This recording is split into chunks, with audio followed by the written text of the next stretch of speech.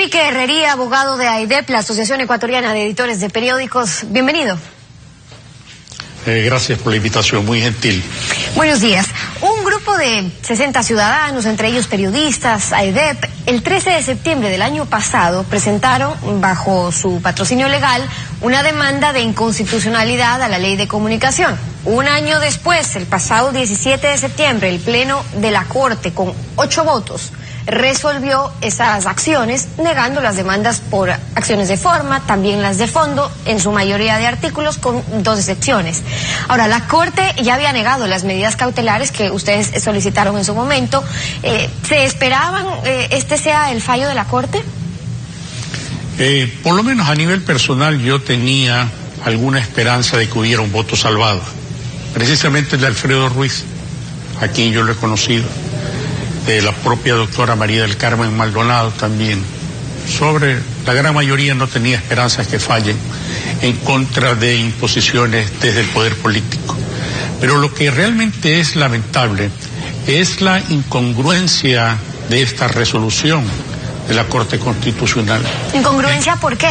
En la parte expositiva usted encontrará que apelan reiteradamente a lo que se llama el principio de control de convencionalidad, que es el que obliga a que los jueces ecuatorianos, los tribunales ecuatorianos de cualquier nivel, tengan que acatar lo que está establecido en los instrumentos internacionales de derechos humanos, así también como los fallos de la Corte Interamericana de Derechos Humanos.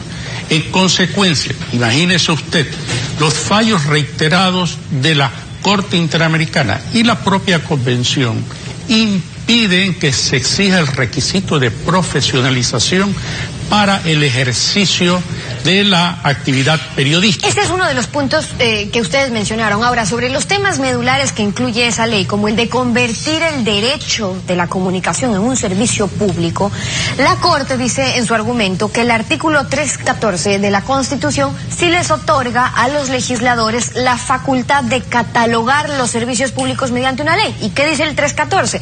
Que el Estado será responsable de la provisión de los servicios públicos, agua potable, riego, saneamiento, energía eléctrica, menciona ahí otros, y al final dice, y los demás que determine la ley. Ahora, la comunicación en sí no está descrita en nuestra Constitución como un servicio público, eso recién lo quieren hacer ahora. Entonces, en base a este artículo que acabamos de ver, al 314, ¿pueden ponerlo en una ley? Vea, es gravísimo. La existencia del artículo 5 y del 71 de la ley orgánica tiene íntima relación con el primero de la propia ley, que dice que el Estado regulará el derecho a la comunicación en la vía administrativa. Esto significa que el Estado no es que va a garantizar el derecho a la Constitución como es su deber, sino que lo va a regular. Incluso llega en el fallo a darse la posibilidad de los controles de contenidos.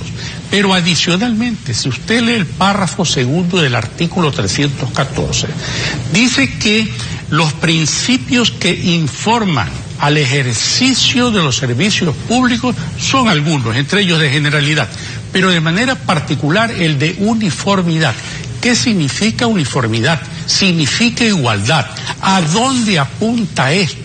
A que desde el gobierno nacional se intente uniformar la información del país, y eso ahí obviamente extingue lo que es característica del periodismo en una sociedad democrática, el pluralismo desde las distintas visiones que se tengan. Que es otro de los principios que garantiza la Constitución. Ahora, el artículo 314 dice al final, el Estado dispondrá que los precios, las tarifas de los servicios públicos sean equitativos y establecerá su control y regulación. Entonces, al convertir a la comunicación en un servicio público, ya se justificaría en este artículo el control y la regulación por parte del Estado, por ende la creación de una superintendencia que lo presida un delegado del Ejecutivo, que tenga la facultad de sancionar, de multar a los medios. Mira, ahí también todos los fallos de la Corte Interamericana de Derechos Humanos impone que no habrá requisitos previos para el ejercicio del derecho a la comunicación, que es un derecho que está indisoluble, unido con la libertad de opinión y de expresión. En este caso, no solamente que se ponen condicionamientos previos, si además se crea la posibilidad de que el Estado entre a regular incluso el ambiente administrativo de cada una de las empresas de comunicación, con el consiguiente resultado, la quiebra de los medios de comunicación, que es lo que está impulsando desde el gobierno nacional con esta ley de comunicación, que en mala hora ha sido reafirmada por parte de una Corte Constitucional que ya es inocultable el sesgo político de sus decisiones. Ahora, es que al ponerlo como servicio público se justifica entonces que se establezca el control y la regulación por parte del Estado, como lo dice el artículo 314, pero luego la Corte en su sentencia dice que estas sanciones de tipo administrativo son imprescindibles, que constituyen, dice, el medio idóneo para sancionar en el ámbito administrativo a los medios de comunicación por la difusión de contenidos previamente calificados como discriminatorios por la autoridad competente. Y dice además que las sanciones son de carácter administrativo y que al ubicar como tercera y cuarta opción la sanción pecuniaria, es decir, luego de haber agotado la disculpa, la lectura de la disculpa, guarda así proporcionalidad entre infracción y sanción. ¿Qué dicen ustedes al respecto? Luego de que reconocen las sanciones administrativas que pueden caer de parte de un funcionario administrativo del gobierno, del Ejecutivo, que es el señor Superintendente de Comunicación, también hacen el recuerdo de que independientemente de la sanción administrativa, podrían haber responsabilidades indemnizatorias civiles y hasta penales en contra de los medios de comunicación.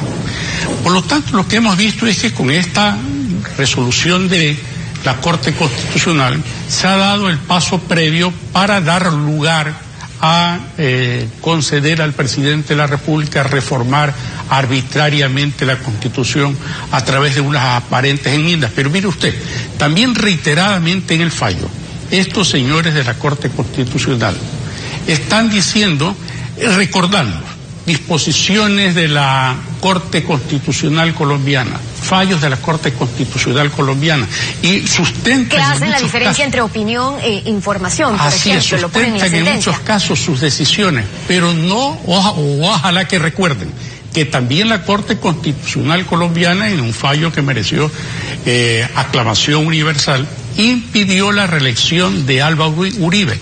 Vamos a ver si esa decisión de la Corte Constitucional colombiana es invocada en el momento en que pasen a resolver esta arbitraria enmienda. Ahora, eso sobre para los temas de las enmiendas, sobre la negación a sus demandas de inconstitucionalidad en la Corte Constitucional. Si ya se han agotado las instancias locales, la máxima instancia que es la Corte, ¿a qué otras internacionales van a recurrir o qué otras acciones esperan tomar? Yo me permito hacer una recomendación a todos los que hemos activado como demandantes ante la Corte Constitucional, en este caso, que sería ocioso presentar recursos de ampliación o de aclaración, porque podría ocurrir que no resuelvan y lo dejen hasta las calendas griegas. Que nos quedemos como está, con este mamotreto que no tiene ningún valor jurídico ni académico para poder recurrir de manera inmediata a las instancias internacionales, donde con toda seguridad se va a revisar este fallo. ¿Y a cuáles? Como a la Comisión Interamericana, le pregunto por qué, por el temor también de algunos sectores que creen que, bueno, como el gobierno desconoce la solicitud de medidas cautelares por parte de la CID, las acciones de la CID pues no tienen mucho valor, pero pues a lo largo de los años hay las sentencias y los fallos que a veces tardan, pero llegan. Ellos mismos reconocen los valores de las decisiones del Organismo Interamericano de Derechos Humanos, por lo tanto no pueden descalificarlo. Ahora bien, podemos recurrir a la vez que vamos ante la Comisión Interamericana a efecto de solicitar como medida cautelar que se deje sin efecto la ley y este malhadado fallo.